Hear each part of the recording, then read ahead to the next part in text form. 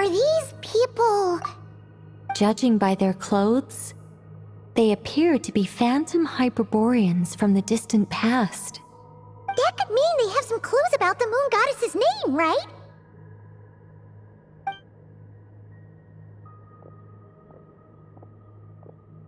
Hey there! Could you tell us what the moon goddess's name is? Sorry. That's probably a weird question, huh? How do we explain this? The moons are long gone, and their goddesses are dead. Their names no longer mean anything. When a new moon goddess is born, we will surely know her name. We have used every last resource at our disposal. All that remains is to wait, patiently and quietly.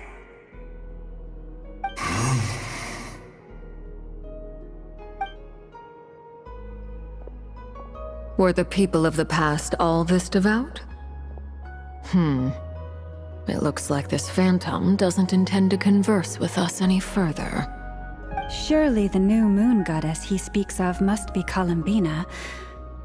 Alas, Kuthar's birth came long after the age in which he lived. But, maybe if we find a phantom from a more recent age, they might know Columbina's real name. True. Keep an eye out.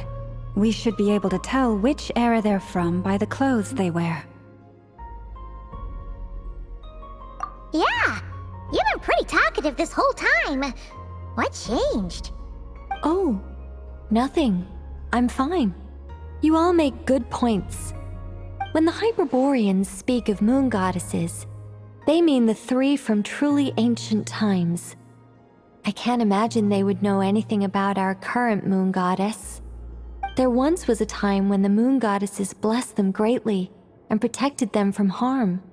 So, when the war between the gods and dragons plunged the world into chaos, it seems they looked once more to the moons for help, praying for a new goddess to be born. Yeah, that checks out. Let's continue on. Who knows what else we may discover?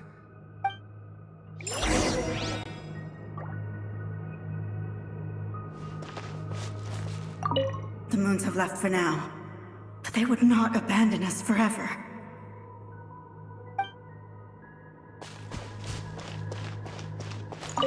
When the moons rise again, we shall receive their protection once more. Even in the darkest hour, there is always a way out.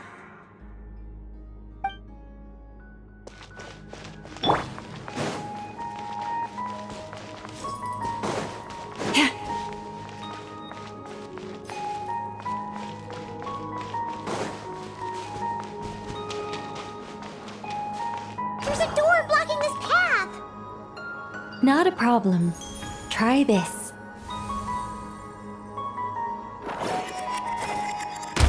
Whoa! How did that door suddenly collapse? This device was maintaining the door's integrity. Remove the core, and the device stops working. Is this our destination? Impressive. More precisely, this is a device that will help us reach our destination. Let's go. We still have a long distance to cover.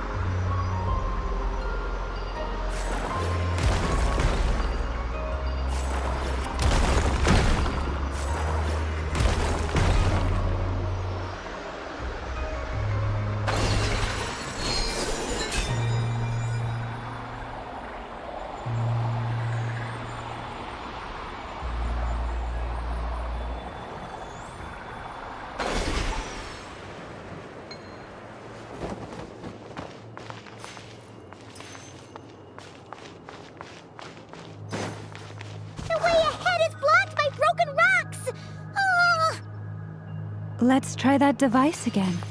Remember the door from earlier? So it works in reverse, too!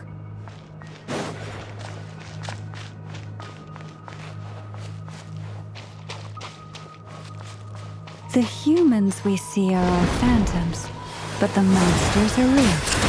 What a fascinating place. There'll be plenty of time to admire it later. Rise with the sun! Try and stop me!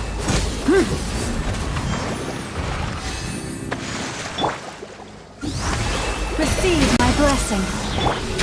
Let's move out. Time to shine! Try and stop me!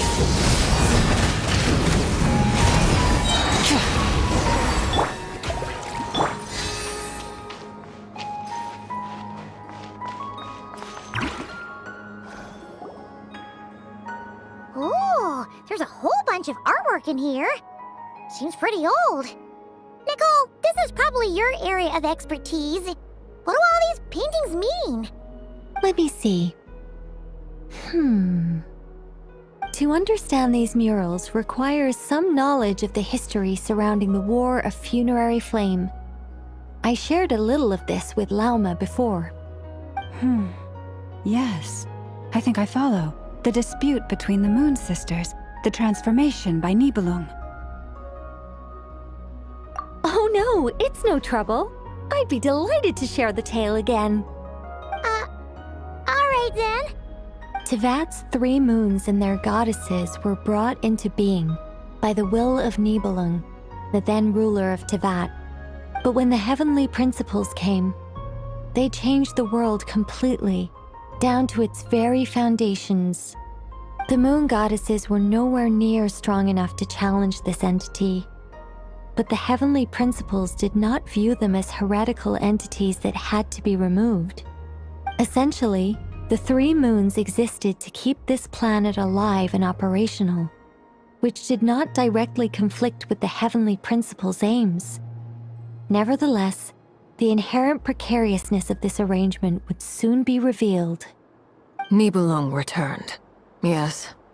He did, and thus began the War of Funerary Flame, a battle for dominance between Nibelung and the heavenly principles. Discord would soon emerge between the 3 Moon Sisters. One would voice the opinion that they should follow Nibelung, for it was he who first hung the moons in the sky.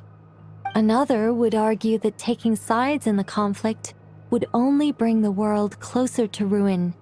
There was no telling where it would lead, especially since their creator had returned, bearing the perilous power of the abyss.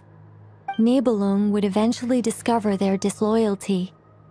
He had all 3 imprisoned before transforming the moons into weapons with which to fight against the heavenly principles. What? Weapons? Yes, the very moons that had once defended the planet became instruments of death and destruction, striking terror into the hearts of all living things. And although the heavenly principles and the 3 Moon Sisters had once been at peace, it now seemed that the moons posed an unacceptable threat to Tevat. It is possible that the heavenly principles did not know of the goddess's imprisonment. If so, the weaponization of the moons would surely have been viewed as an intentional breach of the peace agreement. Regardless of who knew what, when, the heavenly principles shattered 2 moons and flung the other beyond the skies. Whether the goddesses managed to escape Nibelung's captivity after his fall, nobody knows. But this much is certain. From that day on, the moons no longer belonged to Tevat. The rejection slowly drained their power until eventually they passed away. So that's the full story. You say the moon ceased belonging to Tevat from then on. Why then would Columbina be born here? That is perhaps due to the lingering connection between the Frost Moon, which was not shattered, and this world. You could see it as the 3 sisters' dying wish. They never desired war. All they ever wished for was to protect this land. I see. If the final fate of the three goddesses is as you say, then Columbina faces the same grave danger. Our investigation has yet to bear fruit. We must hurry. Yeah, you're right. Let's keep going.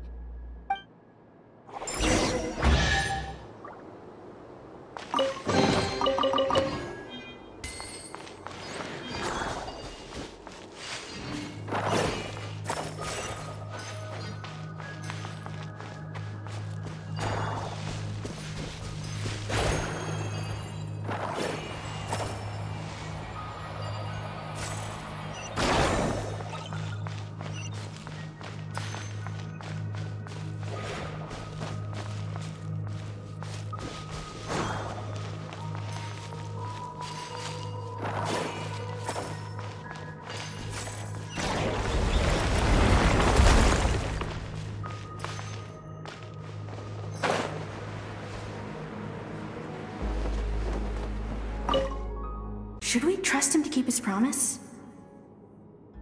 We have to. There's nothing else we can do.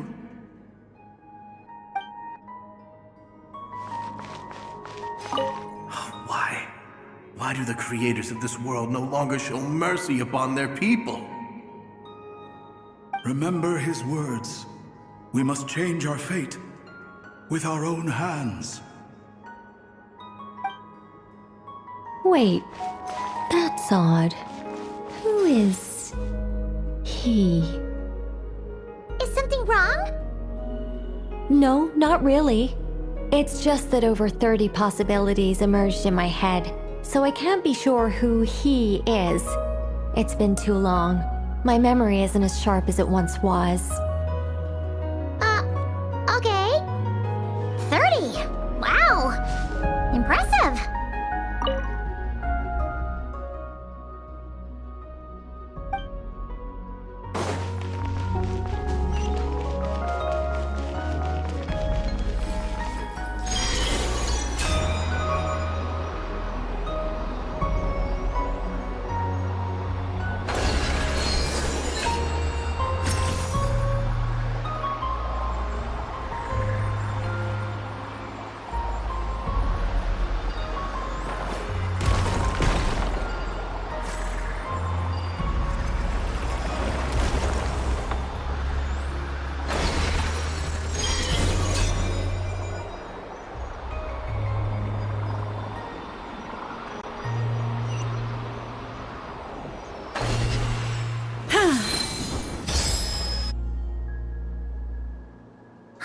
We're finally here.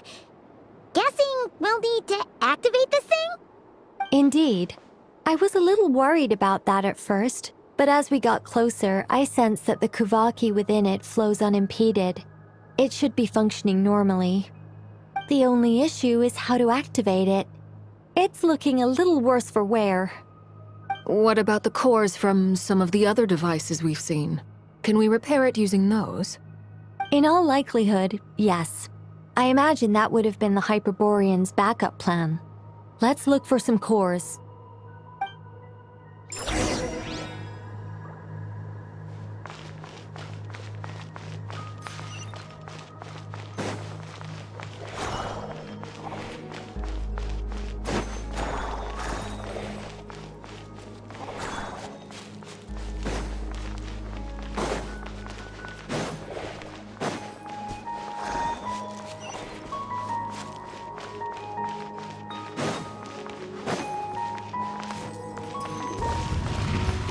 Branch into song.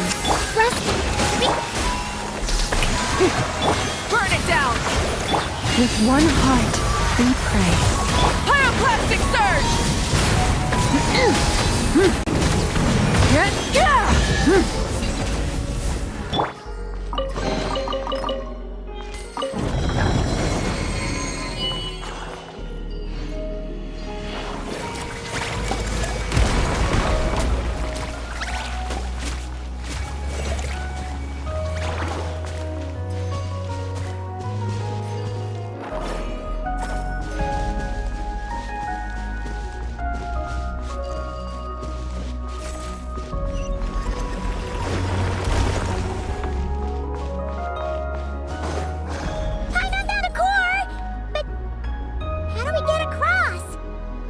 walk up, then jump down.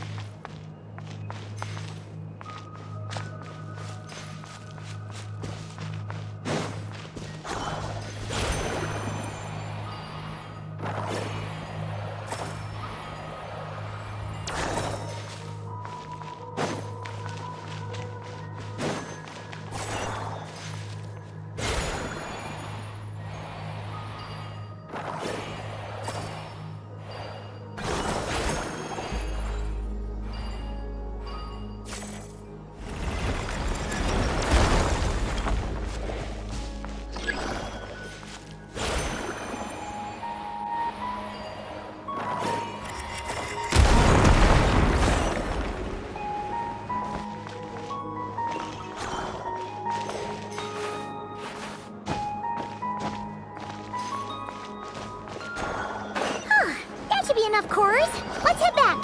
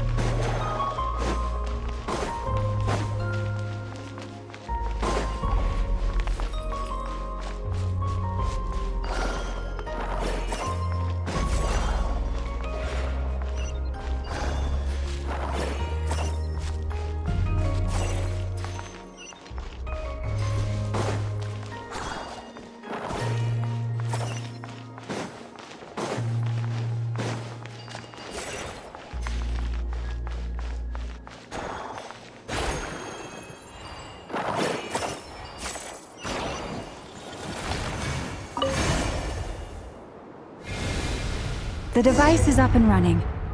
It's hard to believe that the ancients were capable of constructing such things. Paimon sees our destination! It's right up ahead! Yes, let's go.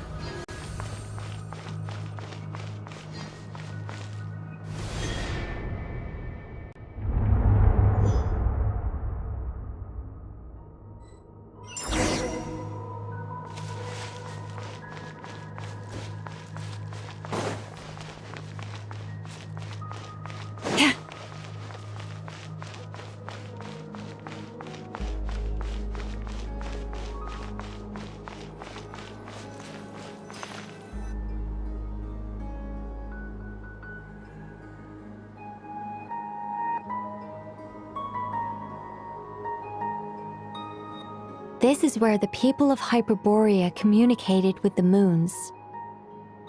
We need only place the moon marrow upon this platform on Moon Prayer Night, and we shall be able to open a portal to the moon and send our moon goddess back home. The assumption being, of course, that we can find her first. That's right. You want to know if it's safe there, don't you? And yet, she has no choice but to return. You know this. Oh, that's not the only issue here. This is the end of the line, right? We've explored everything we can. And despite looking at historical artwork and talking to people from Hyperborean times, we're still no closer to learning Columbina's name. If it's not too much trouble, could you tell me exactly what Alice said to you about finding her name? Oh, sure. What she said was, then your first job is to find it. As a moon goddess, I'm sure she must have a name she identifies with. Neither Columbina nor Kutar is her true name, and she's never really accepted either of them. Is it not also possible that she has never had a true name? Not at any point in history? That would be a hard pill to swallow. But at this point, we may have to accept that that is the truth. No one knows how she came into being, and she certainly doesn't have parents in any sense that we're aware of. Perhaps she was never granted a name at all. But does that mean there's no way to get Columbina back? She's just gonna disappear and there's nothing we can do about it? Huh? Wait, why all this pessimism? Was it the way I phrased this question? You all seem to be taking this in completely the wrong way. Well, just because she's never had a real name in the past doesn't mean she can't have one now. What? Think about what Alice said again. She never once said that you'd have to find a new name, did she? Are you saying what I think you're saying? Yes. Names are anchors that connect us to the world. If she doesn't have one already, then all we have to do is create one, no? It's like... yes. Traveler, when you first arrived in Teyvat, do you think you would have turned around if someone behind you shouted, "Hey, Tumaini"? But what about now? I understand what you mean. Life is a long journey. Even the friends and family by our side can change over time. When people call you by different names, what matters isn't so much the words themselves, but what they symbolize. And of course, whether that resonates with you. Ether. So, close your eyes and picture the moon goddess in your mind. If you were to call out to her in this moment, what would you say?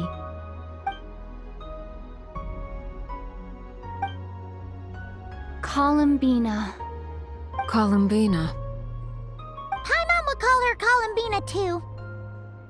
Well, she has long forsaken everything that Kutar represents.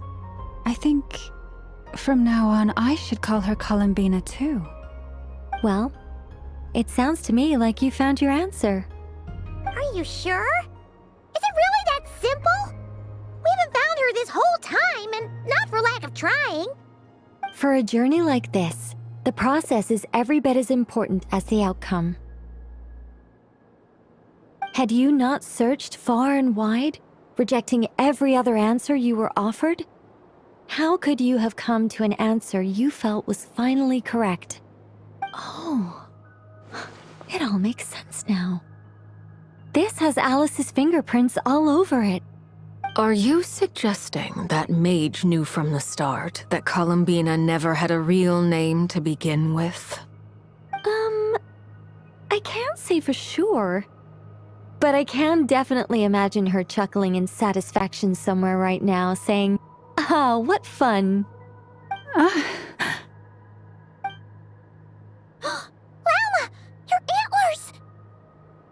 You should hurry. The festive moon has begun to rise. Do not worry, for when you called the name Columbina just now, I could sense that the power within was enough to summon back the moon goddess. The power within what? The name? Yes, so, the thing is...